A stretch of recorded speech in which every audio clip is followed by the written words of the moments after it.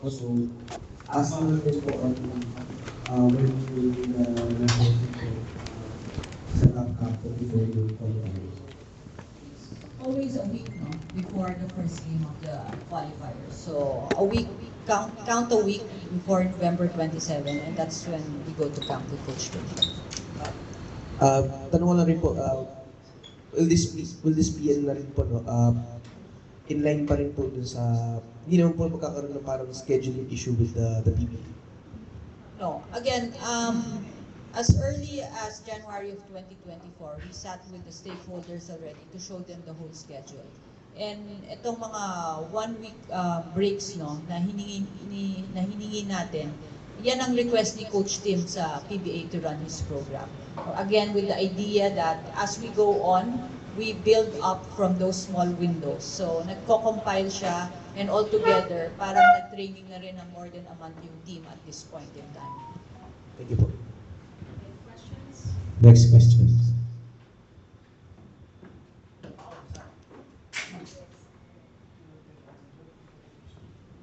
Norm, you won the PBA, you won 5, I think, championships with the Tineo and the UAAP. You coached the Asian Games team in '84, and you coached also the SEA Games, I heard. Does this new stint with the SEA Games team as coach, will this have any new meaning for you still? I think if you were to ask Erica, she would say that I'm a little bit Excited. excited, yeah. Not stressed, excited, okay? No, I'm really trying my best to put together the best team I can. I've been around long enough to know how disappointed the Filipinos will be if we lose the SEA Games. I've coached there before, so I know the pressure involved. So right now, I'm just trying to put together the best team I can, the most balanced team I can, based on the competition we're going to go up against, and I want to give ourselves the best chance of winning. You know, basketball makes the Filipino people happy, particularly when we're winning, so it's very important for me to pressure the bosses to give me as much support as possible so that I can recruit the best players. Because let's face it, we don't know what we're up against. We never knew that there would be 5 Americans playing for Cambodia last time. And this time Thailand is the host, so we don't know exactly what's going to happen when we get there. So we need to be prepared. And as far as I'm concerned right now, our preparation time will be very short. So we're not going to have all that preparation time, and we better make sure we have the best players we can put on the floor. You already have a team manager and assistants coach. Maybe Erica can answer that. We're still in the middle of forming the staff, so I think Coach Norman still has to make a few calls before we announce his staff. Questions? Yes, our president, Francis Ochoa. No. Your draft pick. Your number one pick, Coach Norman. Talking about the Just talking to the remind 80s and the 90s. That was your number one pick before. So I'm just like to ask a question. When we talk of basketball in the Philippines, we're still thinking Gilas Pilipinas, the men's team always. Right? But I know that you're very much busy with the entire program. So like just maybe give us an idea of your mid long-term goals discussed, and also just how does Coach Norman's grassroots program fit in? Does that cover the same? Is it just for the men's, or does the grassroots work for both women's and women's also? Thank you. Thank you. All right. So the SPP is focused really on 4 things. The first is our national team operations. The second would be our 3x3 operations, which we've separated already from our national teams per se, because we want more focus, because it's now an Olympic sport on its own, and so we want it to be independent of our 5-on-5 programs. And then we have what we call our institutional support, where we try to provide as much help we can to our members, to our stakeholders, to the local Philippine basketball community, because we believe in SPP, no? If the local community is thriving commercially, if it's viable, then we're doing a good job as the federation. And then, of course, we also have to focus on our grassroots. That's why we hired Coach Norman as a grassroots head.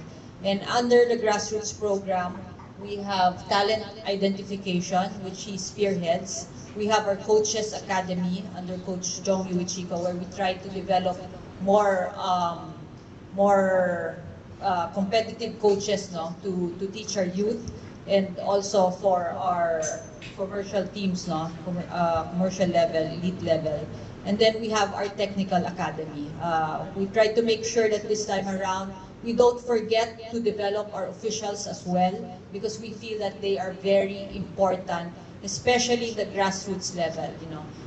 Basketball is habit forming, and if referees at the lower level do not make the right calls, our kids might be picking up the wrong habits. So we also want a pathway, no, for our referees to be Olympians also, or World Cup referees. That's what we want for them.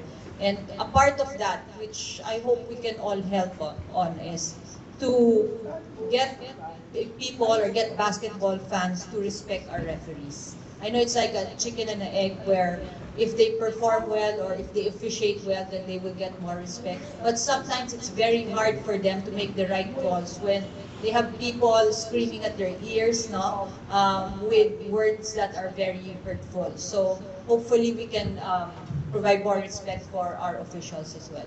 So yun yung 4 pillars, no, ng SBP that we're working on. We're also currently, no,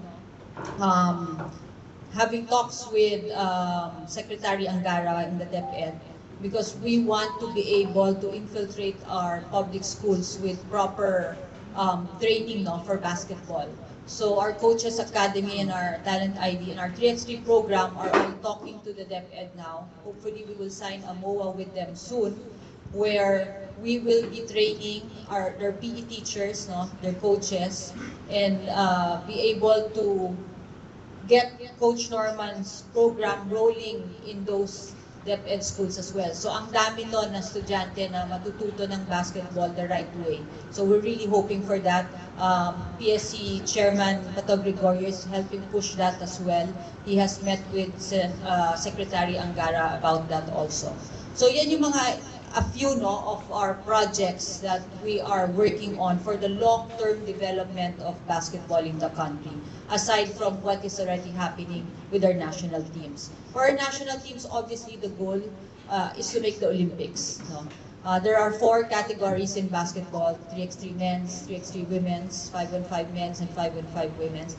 And we do believe that we have a chance to get to the Olympics for all those 4 teams. No? We have carved pathways for them, and even for our Gilas men, as disappointing as the previous tournament, the Asia Cup, was, we're actually still in pace of our goal of making it to the Olympics, because the World Cup qualifiers, that's where it starts, and that doesn't begin until November, December.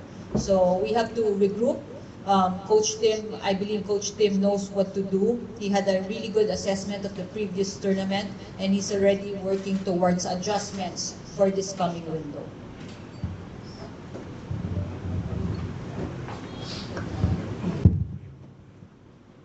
Good morning. About your grassroots program? Good morning. Ruben Terrado, Spin.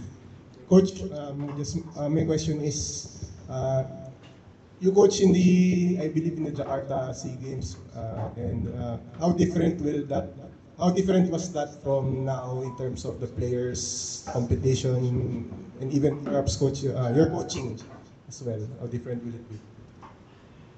As far as coaching is concerned, for me it's the same. I haven't coached for a couple of years, but I've been involved. I'm still with Moralco and I'm still with Sambetta. I'm in 2 practices a day, so I still have a basketball junkie, I guess, if you want to call that. As far as the SEA Games goes, like I mentioned earlier, we went there with an all-college team. We did not have any pro players. We did not have any naturalized players. Everybody was just a college player. I think the only 2 guys that were not from the Philippines was Cliff Hodge and I kid to play for Ginebra. Sorry, Ellis. Yeah, Chris Ellis. Those are the only two guys that were really not from the Philippines. They were just coming into the Philippines, and a lot of the players, I would say 4 or 5 of them, actually came from Ateneo, where I was coaching at that time. So it's a lot different now. We're going to be going up against big guys that are basically Americans. We also have a couple of naturalized players on our team. So things have changed as far as how the teams are recruiting players now, and we have to be prepared for that. We do have a good, don't let me kid you, the 8 guys that I mentioned are all good players. But at the same time, we lack bigs in the lineup that I've shown you so far. We don't really have power forwards, and I'm hoping I'll be able to recruit some of those guys from some of the college teams. If not, we're gonna have to find another way to get it done. But things are different in the sense that I think everybody has improved in Southeast Asia, and we can't take for granted that, you know, we can just walk on the court and just beat anybody at this point. We're gonna have to at least put the best players on the team, try to balance them as much as possible. I'm probably gonna have about 8 days of practice, so I better make the best of it. I'm gonna have to do a lot of film work ahead of time, so I know the teams inside and out. And yeah, it's gonna be tough. It's not gonna be easy. It never is easy when you're coaching. You never know what you're up against, but at the same time, I think we still have the talent to be able to win the Southeast Asian Games. Coach, could you talk about the inclusion of VJ Pre in the SEA Games roster? What did you saw in him that made him under consideration? Yeah, like I mentioned, I'm still with Sembeta, so you know we still play college basketball. I watch all the games. I go to all the scrimmages, and we actually played FEU a couple of times. And I saw him live. I was sitting right on the court when he was playing. I was quite impressed with him. I mean, considering that he's still a young kid and he hasn't really gotten that much experience in the basketball world. I thought he's a very good player. He's about 6'5", so he's not a small guy, he's a big guy, but he handles the basketball really, really well. Can improve his outside shooting, but at the same time, even me, I could have improved my outside shooting too. So. Yeah, right now he's on break because he's transferring from FEU to UP, which opens the door for us to be able to recruit him because he's actually available. And right now that's been my biggest challenge, getting guys who are available to be able to play. So he's a welcome addition to the team. Is there a chance that you're going to pick some players that are under residency right now, like Pre? Is that a possibility? Well, I can't pick everybody under residency. I need to get some quality. When I say quality, I mean guys who have experience and the talent to be able to compete at this level. Like I said, this is not like before when I coached, where I think all of the teams that we were going up against were mostly college players too, or professional players in their countries. But they weren't really importing foreigners to play for their teams like they are now. So we have to make sure we're prepared for that. If we get the best Filipino team we can on the floor, I think from the first guy to the 12th guy, we can compete with anybody, even if they have foreigners. So that's the way I'm going to look at it. Right now, I'm going for needs. What do we need in the team? If you look at the lineup that I've given you, we have 2 point guards who are quite talented, in Martin and Brickman. We have 2 wingmen who have proven in the Philippines to be very, very good players in Matt Wright and Ray Parks. There are other guys filling out the lineup. We have probably one of the best imports ever in the history of the PBA in Justin Brownlee. So we do have talent, but we don't really have the bigs to back up Ange Kwame. So that's what I'm really looking for. I can't name names right now because that will put pressure on the teams that they play for. But at the same time, the bigs are out there. We just hope that they'll be able to play. Coach, when is Justin coming in? Justin Brown. Well, he'll be playing for Morocco in the ESL. So I'm not sure exactly when he'll be here, but our games are coming up quickly. ESL starts, I believe, in October, so he'll be here soon. Yes. America. You've touched about the Asia Cup. Follow-up lang po, ano po ba yung naging evaluation ni Coach Tim sa inyo? If you could share it with us. But si Coach Tim has very high standards, no? So he wanted to make at least the semis. He wanted to win the gold, obviously. But things didn't go our way early in the tournament, which forced us to face Australia right away in the quarters, no? So, and that's where we were booted out. But we have to remember, like Coach Norman was saying a while ago, you can't just look at one tournament. You have to look at the program as a whole. And you also have to look at the context of things. Like the Asia Cup, for example, I think the highest ranked Asian team is Japan, and they didn't even make the quarters. So, other teams are improving. The situation's different all the time. I've been following the Eurobasket right now. France is not in the final 8. Spain didn't make the final 16. So, ano rin yan di ba? Parang minsan weather, depende sa panahon.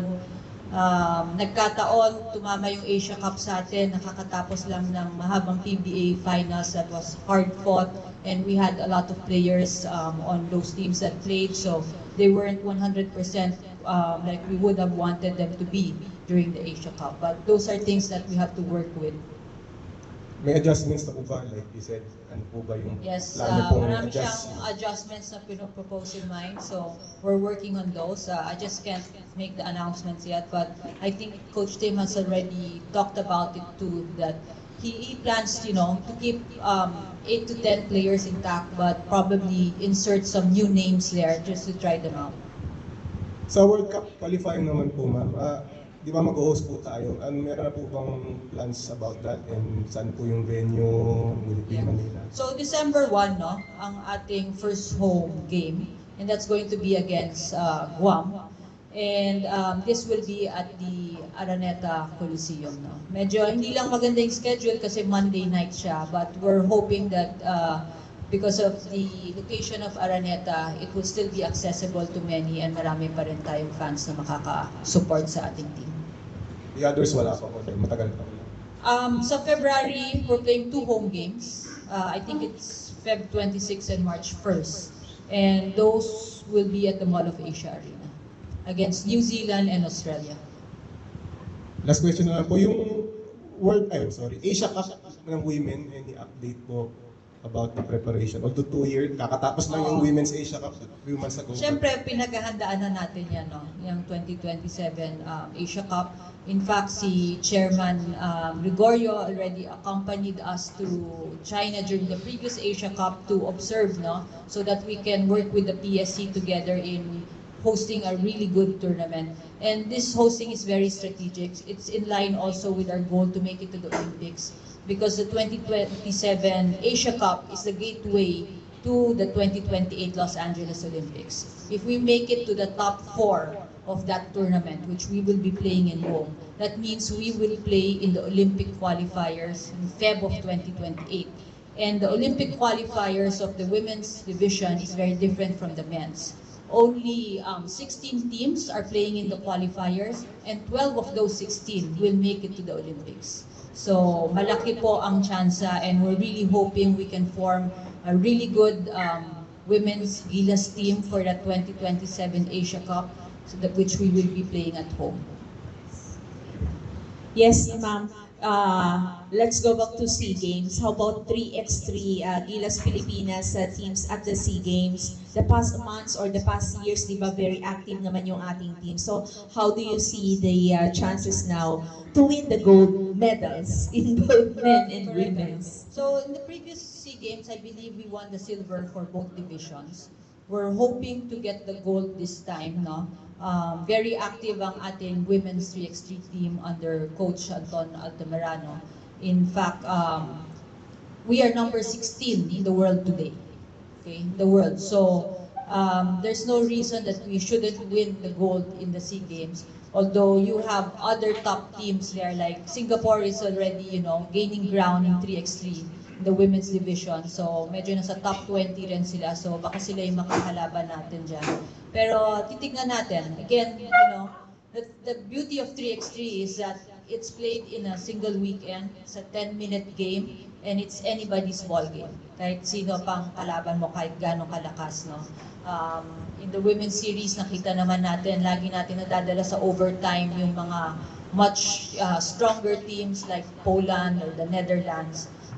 Nabibitin lang tayo, but we'll get there one day, no? And for our men's naman, si Coach Patrick Fran, no, is leading the team for this edition of the SEA Games, and we will be seeing the core of the team already in the Manila Challenger and in Kaohsiung. And both our 3x3 teams also plan to have training camps in Baguio before the SEA Games. Kasi may maganda tayong 3x3 facility doon. Ma'am, ako po ulit. Mag-trace po ka lang ako, ma'am, doon sa palaro, sa ano, yung sa collaboration nyo with DepEd. Kasi ma'am, sabi nyo nga basketball is habit forming, but based on my experience doon sa mga DepEd basketball events, recently lang po sa Ilocos Norte, yung Calabarzon represented by San Beda, naglaro ng dalawang games sa loob ng isang araw. Isang alas 3, quarterfinals, tapos alas 6:30 ng gabi, semifinals. So hindi, paano niyo po ba ma'am kakapitan yung collaboration niyo with DepEd? Lahat po ba nung total complete management ng basketball in all schools? Right now, the Palarong Pambansa is not in the discussions. No, it's really in the grassroots development dun sa pagtuturo. So even officiating actually. So as far as the Palaro is concerned, part of the MOA is that all officials, no, in the Palaro should be SBP accredited officials. So I think slowly papasok na rin dyan yung sinasabi mo, yung game management, no, tournament management. We're happy to sit down with Secretary and his people about that if adjustments have to be made. Okay, good morning everyone. I'm Gab Pera, Sports Corner PH. Unahin ko muna si ED Erica kasi ito yung tatanong ko sana nung nagkita tayo dun sa PSC Sports Stakeholders Forum.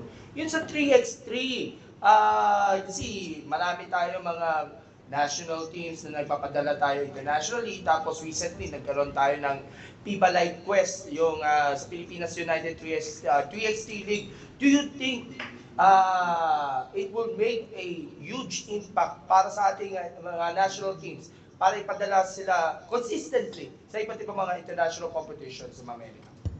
Yes, no.